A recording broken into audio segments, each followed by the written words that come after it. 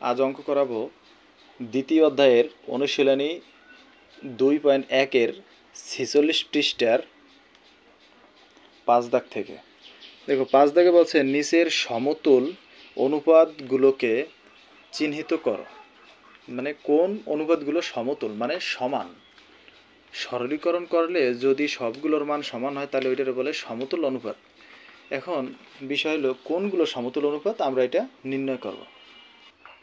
দেখো আমাদের প্রথম অনুপাতটা আছে কত, 12:18।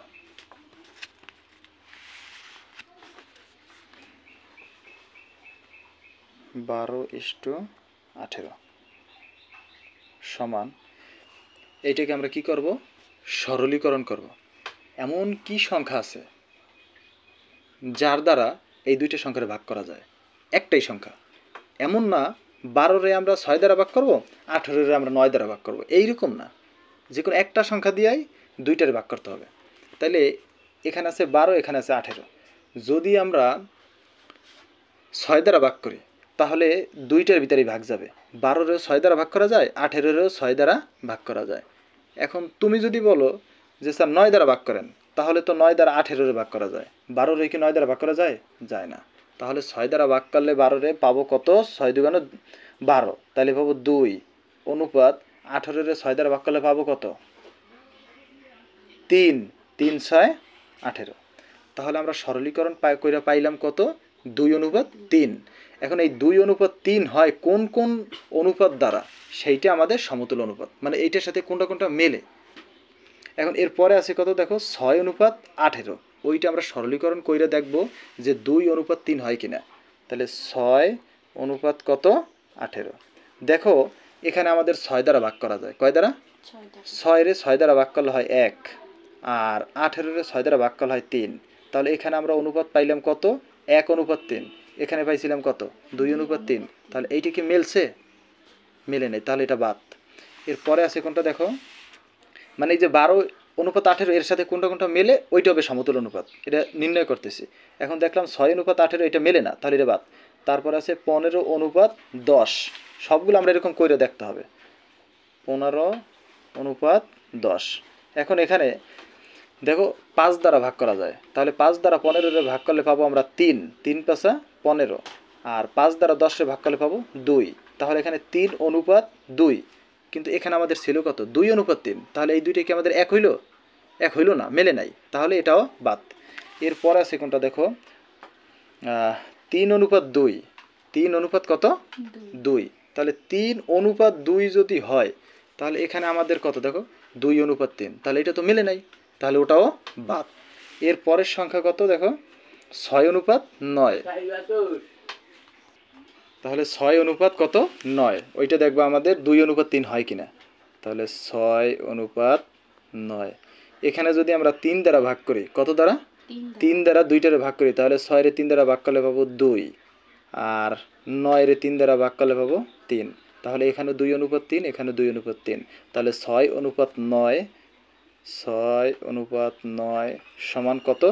2:3। এগুলো কি সমান না? সমান। এরপরে আছে কত দেখো, 2:3। তাহলে 2:3 তো আমাদের সরলীকরণ করে পাইছি আমরা। দেখো 2:3। তাহলে এখানে লিখবো কত? 2:3। এরপরে আছে কোনটা? এরপরে আছে 1:3। তাহলে এটা তো আমাদের যাবে না। কেন যাবে না? কারণ আমাদের সরলীকরণ করে পাইছি কত? 2:3। তাহলে এটার সাথে এটা মেলে নাই, এটা বাদ। তারপর আছে কত? 2:6। তাহলে 2:6 যদি হয়, দেখো 2:6 এটার সরলীকরণ করলে 2 দ্বারা যদি ভাগ করি দোনোটারে, তাহলে 2-এর ভিতর 2 যায় একবার, আর 6-এর ভিতর 2 যায় 3 বার, তাহলে হয় 1:3। কিন্তু আমাদের এখানে তো অনুপাত হয়েছে 2:3। তাহলে এটা কি মেলছে? মেলে নেই, তাহলে এটা বাদ। টোটাল কথা আমাদের কোনটা কোনটার সাথে মেলে সেইটা হলো নির্ণয় করতে হবে। এরপরে দেখো শেষে আছে কত? 12:8। 12:8। তাহলে এইটা কিভাবে করবো দেখো, 12:8। এখানে যদি আমরা 4 দ্বারা ভাগ করি, কত দ্বারা? 4। তাহলে 12-রে 4 দ্বারা ভাগ করলে পাবো 3, আর 8-রে 4 দ্বারা ভাগ করলে পাবো 2। তাহলে 3:2। কিন্তু আমাদের এখানে কি 3:2 নাকি 2:3? 2:3। তাহলে আর একটাও কি মিলছে আমাদের সাথে? মিলে নাই। তাহলে এই কয়টা আমাদের কি হবে? সমতুল অনুপাত। সমতুল অনুপাত।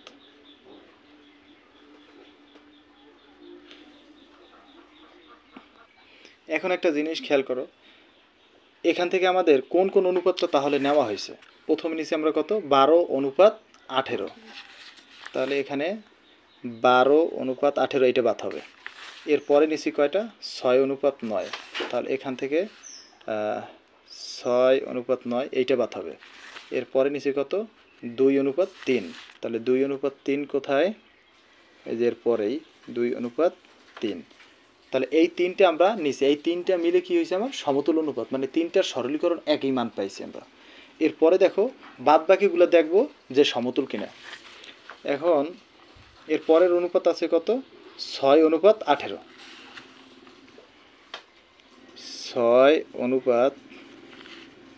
6:18। এটাকে সরলীকরণ যদি করি তাহলে 6 দ্বারা যদি আমরা দুইটা রাশির ভাগ করি, 6 রে 6 দ্বারা ভাগ করলে পাবো 1, 18 রে 6 দ্বারা ভাগ করলে পাবো 3। তাহলে এটার সরলীকরণ করে পাইলাম কত? 1:3। এখন এই 1:3 আর কোন কোন অনুপাতে হয় সেইটা আমরা সমতুল ধরবো, মানে একটা এর ভিতরে নেব। তাহলে এরপরে আছে কত? 15:10। তাহলে 15:10টা আমরা সরলীকরণ করে দেখব। এই যে এখানে করছিলাম 15:10, এর সরলীকরণ মান বের হয়েছে কত আমাদের? 3:2। তাহলে এখানে কি আমাদের 3:2 বের হয়েছে? বের হয় নাই। তাহলে ওইটা এটার সাথে মিলবে না, ওইটা হবে না, ওটা বাদ। এরপরে দেখো কত? 3:2। তাহলে 3:2 তো আমাদের সাথে মিলবে না, যেহেতু আমরা এখানে মান পেয়েছি 1:3, তাহলে ওটা বাদ। এরপর 6:3 তো আমরা পূর্বেই নিয়েছি, ওটা হবে না। 2:3 নিয়েছি, ওটা হবে না। এরপরে আছে কত? 1:3। আমাদের এখানেও 1:3 মান বের হয়েছে। তাহলে এটা তো আমাদের আর সরলীকরণ করার দরকার নাই, এটা অলরেডি নিলেই হবে। তাহলে 1:3। এরপরে কত দেখো? 2:6। এই 2:6 আমরা সরলীকরণ কইরা পাইছি কত দেখো? 2:6। এই যে এখানে 2:6 এর সরলীকরণ কইরা পাইছি 1:3। তাহলে এখানে আমাদের 1:3 এই মান। তাহলে 2:6 সমান 1:3। সবগুলোর কি মান একই? তাহলে এই তিনটে কি? সমতুল অনুপাত। এখন আরও আছে কিনা দেখবো আমরা। এরপরে দেখো আছে 12:8। তাহলে এইটার সরলীকরণ করা আমাদের অবশ্যই আছে। 12 কত? 8। এর সরলীকরণ করলে মান বের হয় 3:2। তাহলে ওইটা আমাদের গ্রহণযোগ্য না। কেন? এখানে আমাদের 1:3 আছে। তাহলে এই তিনটে হবে আবার সমতুল অনুপাত।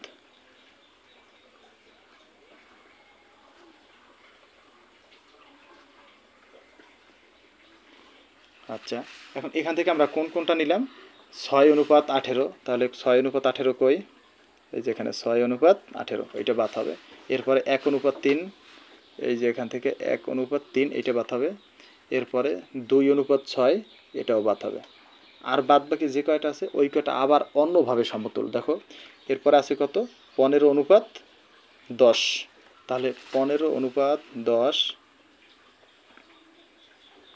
সমান 15:10 সরলীকরণ করার পরে যে মান পাইছিলাম সেইটা হয়েছিল 3:2। 3:2। এরপরে আর সংখ্যা বাকি আছে কত? 3:2। দেখো সবগুলো একই সাথে মিলে যাবে এখন। 3:2। এরপরে আছে কত? একবারে শেষ একটা সংখ্যা আছে 12:18। এর সরলীকরণ করে কিন্তু আমরা অবশ্যই পাইছি 3:2। তাহলে 12:8 সমান সরলীকরণ করে আমরা মান পেয়েছি 3:2। দেখো এখানেও 3:2, এখানেও 3:2, এখানেও 3:2। তাহলে এই তিনটা মিলে আবার কি? সমতুল অনুপাত। এইটা হলো একটা সহজ পদ্ধতি। তোমার অনেক সংজ্ঞা মঙ্গা দিয়ে হয়তো অঙ্কটা করা যায়, প্যাচ গোছ দিয়ে বিভিন্নভাবে বইয়ের ভাষা ব্যবহার করে। এতে হবে কি? তোমাদের বুঝতে কষ্ট হবে। আর যদি তুমি একবারে ন্যাচারালভাবে বেসিকটা ধরে ধরে অঙ্কটা করো, আসলে অঙ্কটার বেসিকটাই এইটা। সমতুল মানে কি? একটা একটার সাথে সমান, এইরকম কিছু। যদি তুমি সংজ্ঞা আনো, এই বইয়ের ভাষা আনো, এইটা ওইটা বিভিন্ন দিক মিলেই করো, তাহলে অঙ্ক বড় হবে, বুঝতে কষ্ট হবে। আমাদের মূলত অঙ্কের বেসিক জানা দরকার। আমার ওই একবারে পুঙ্খানুপুঙ্খানুভাবে সংজ্ঞা আকার দিয়া এইটা ওইটা এইভাবে দিয়া অঙ্ক করা তো এত দরকার নেই আমার, আছে নাই। আমার বেসিকটা জানা থাকলে তুমি অঙ্ক অবশ্যই পারবা। তাহলে এই অঙ্কটার সমাধান এই পর্যন্ত। এরপর 6 দাগে দেখো বলছে কি, নিচের সরল অনুপাতগুলোকে মিশ্র অনুপাতে প্রকাশ করো। নিচের সরল অনুপাতগুলোকে মিশ্র অনুপাতে প্রকাশ করো। তাহলে নিচের সরল অনুপাতগুলো কোনগুলা? এই যে প্রথমে একটা দিছে, ক দাগে দিছে 3টে অনুপাত, তাহলে এগুলো আমাদের মিশ্র অনুপাতে প্রকাশ করতে বলছে। খুবই সোজা অঙ্ক, দেখো একটা করাই। মিশ্র অনুপাতে প্রকাশ করতে গেলে প্রথমে আমাদের অনুপাতগুলো লিখতে হবে। তাহলে অনুপাত আছে কোনটা? 3:5,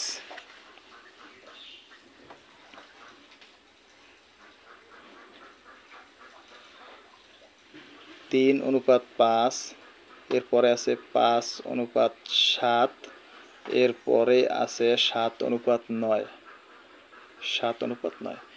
যদি কখনো মিশ্র ভগ্নাংশে অথবা মিশ্র অনুপাতে প্রকাশ করতে বলে, তাহলে এখানে যে অনুপাতগুলো থাকবে তার প্রথম রাশিটা নিয়ে গুণ করতে হবে। কি করতে হবে? গুণ করতে হবে। তাহলে প্রথম, আর অনুপাতের প্রথম রাশিটাকে আমরা বলি পূর্ব রাশি। কি রাশি? পূর্ব রাশি। আর পরের রাশিটাকে বলি আমরা উত্তর রাশি। কি রাশি? উত্তর রাশি। তাহলে পূর্ব রাশি আর উত্তর রাশি, এটাকে তুমি যদি মনে রাখার জন্য বলো যে প্রথম রাশি আর দ্বিতীয় রাশি, সমস্যা তো নাই। কিন্তু বইয়ের ভাষা কি? পূর্ব রাশি এবং উত্তর রাশি। এখন আমাদের এখানে দেখো 3 আছে, আর এখানে আছে 5, এখানে আছে 7, প্রথম রাশিগুলো। তাহলে এইগুলো আমরা কি করব? গুণ করব। প্রথম রাশিগুলোর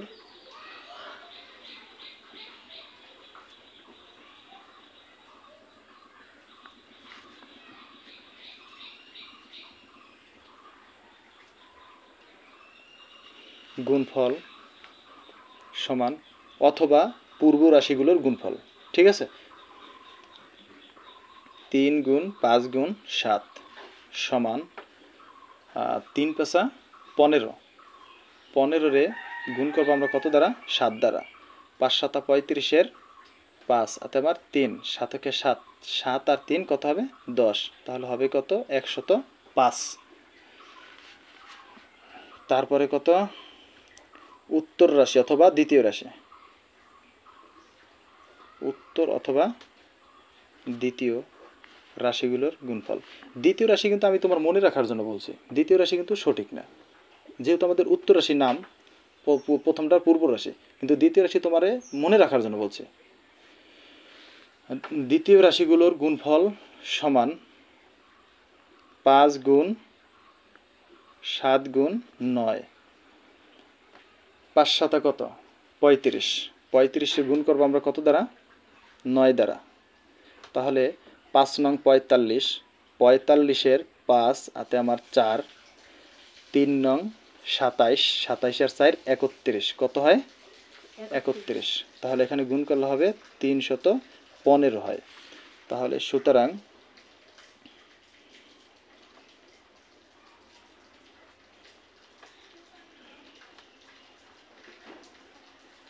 রাশি দুটির অনুপাত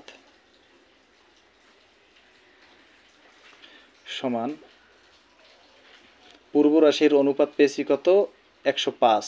উত্তর রাশির অনুপাত পেয়েছি কত আমরা? 315। এখন এইটাকে আমরা সরলীকরণ করলেই আমাদের অ্যান্সার শেষ। সরলীকরণ বলতে আমরা কি বুঝি? এমন কোন সংখ্যা আছে যে সংখ্যা দ্বারা এই দুইটা সংখ্যারে ভাগ করা যায়, এবং সর্বোচ্চ সংখ্যাটা নিতে হবে। মনে করো এই সংখ্যারে ভাগ যায় 2 দ্বারা, 4 দ্বারা, 6 দ্বারা, বোঝানোর জন্য। সাপোজ মনে করো 2 দ্বারাও ভাগ করা যায় দোনোটারে, 3 দ্বারাও ভাগ করা যায় দোনোটারে, 4 দ্বারাও ভাগ করা যায় দোনোটারে। তখন তুমি কোনটা নেবা? সর্বোচ্চটা, 4। তাহলে 105 এবং 315 এই দুইটাকে সর্বোচ্চ কোন সংখ্যা দ্বারা ভাগ করা যায়? তাহলে দুইটা রাশির আমরা 105 দ্বারা ভাগ করতে পারি। কত দ্বারা? 105। তাহলে 105 দ্বারা 105-রে ভাগ করলে পাবো আমরা 1। 105 দ্বারা 315-রে ভাগ করলে পাবো আমরা 3। তাহলে এই 1:3 এইটাই হবে আমাদের মিশ্র অনুপাত। কোনো সমস্যা আছে? নাই।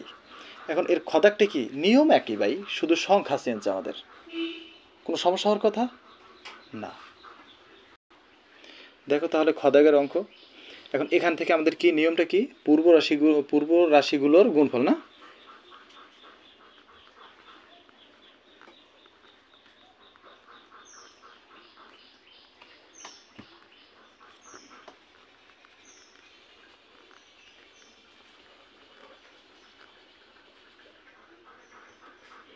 গুণফল সমান 5 গুণ 7 গুণ 9 সমান 5 7 35।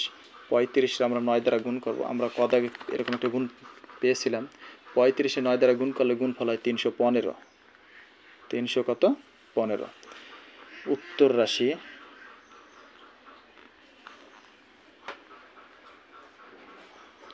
রাশিগুলোর গুণফল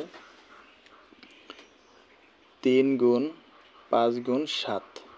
তাহলে 5 7 35। 35 3 দ্বারা আমরা গুণ করব।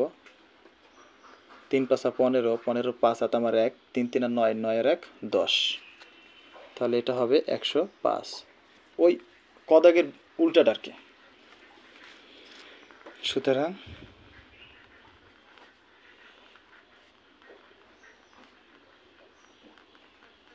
রাশি দুটির অনুপাত সমান পূর্ব রাশিটা পূর্বে এবং উত্তর রাশিটা পরে।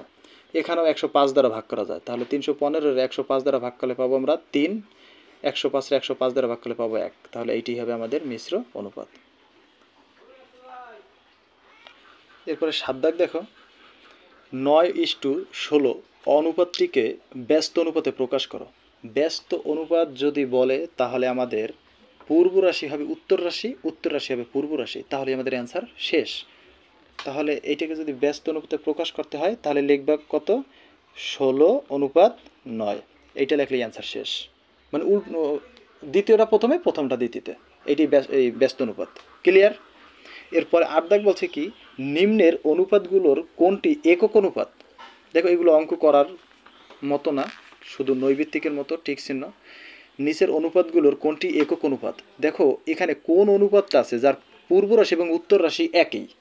এরকম আছে কোনটা? 16:13 দুইটা কি এক না। 13:17 দুইটা এক না। এখানে 21:21 এইটা এক। তাহলে এইটি হবে আমাদের সঠিক। এইটা হবে আমাদের একক অনুপাত। যার পূর্ব রাশি এবং উত্তর রাশি সমান তাকেই একক অনুপাত বলে। তাহলে এখানে বলছে কত 9 দাগে দেখো, 550 টাকাকে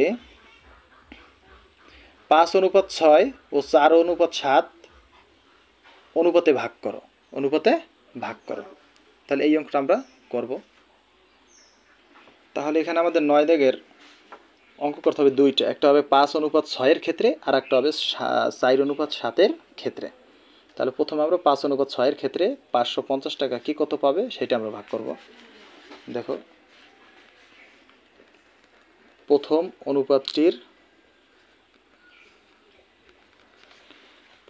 অনুপাতটির ক্ষেত্রে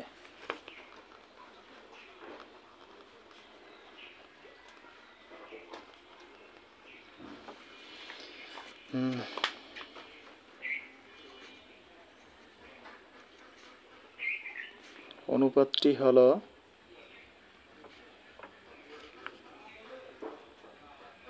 5:6।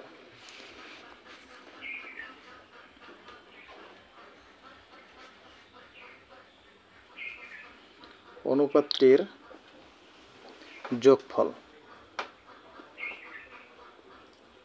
যোগফল সমান 5 যোগ 6। 5 আর 6 যোগ করলে কত হবে 11। সুতরাং প্রথম সংখ্যাটি আমরা 5-এর ক্ষেত্রে প্রথম সংখ্যা ধরব, 6-এর ক্ষেত্রে দ্বিতীয় সংখ্যা ধরব। প্রথম সংখ্যাটি সমান 550 ছিল টোটাল মান। 550-এর যোগ করে যে মান পাবো সেটা বসাবো নিচে এবং প্রথম সংখ্যার অনুপাত ছিল কত 5, সেটা উপরে বসাবো। এখন 11 দ্বারা 550-এ ভাগ করব। তাহলে এটা ভাগ করলে হবে কত 50। 50 দ্বারা 5 গুণ করলে হবে 250 এত। তাহলে প্রথম সংখ্যা কত 250। সুতরাং তাহলে দ্বিতীয় সংখ্যাটি কত হবে? দেখো দ্বিতীয় সংখ্যা এই একই সেম নিয়মে বের করবো আমরা। 550-এর 11-র দ্বিতীয় সংখ্যা ছিল 6, 6 হবে। তাহলে এখানে ভাগ করলে হবে 50। 50 দ্বারা 6 গুণ করলে হবে 300। তাহলে 300 হবে একটা সংখ্যা, 250 হবে একটা সংখ্যা। এখন 300 আর 250 যোগ করে দেখো 550 হয়। তাহলে দেখো 9-এর একটা অংশের কাজ শেষ। আর একটা অংশ কত 4:7। তাহলে আমরা কি লিখব? দ্বিতীয় অনুপাতের ক্ষেত্রে।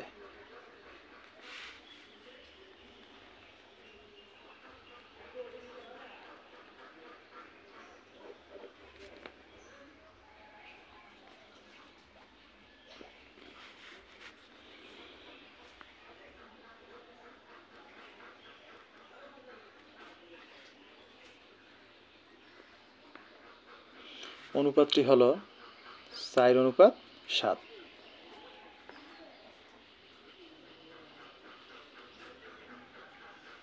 অনুপাতটির যোগফল সমান 4 যোগ 7 সমান হবে 11। সুতরাং প্রথম সংখ্যা সমান 550 এর 11-র 4 হবে না 7 হবে? প্রথমটা কোনটা আমার? 4। তাহলে 4 11 দ্বারা 550 ভাগ করলে হবে 50। 50 দ্বারা 4 গুণ করলে হবে 4 শূন্য 0, 4 5 20, 4 50 200। সুতরাং দ্বিতীয় সংখ্যা সমান 550 এর 11-7। 11 দ্বারা 550 ভাগ করলে পাবো 50। তাহলে গুণ করলে হবে কত? 7 শূন্য 0, 5 7 35। তাহলে 350 আর 200 যোগ করলে 550 হয়। তাহলে আমাদের সংখ্যা কি ঠিক আছে?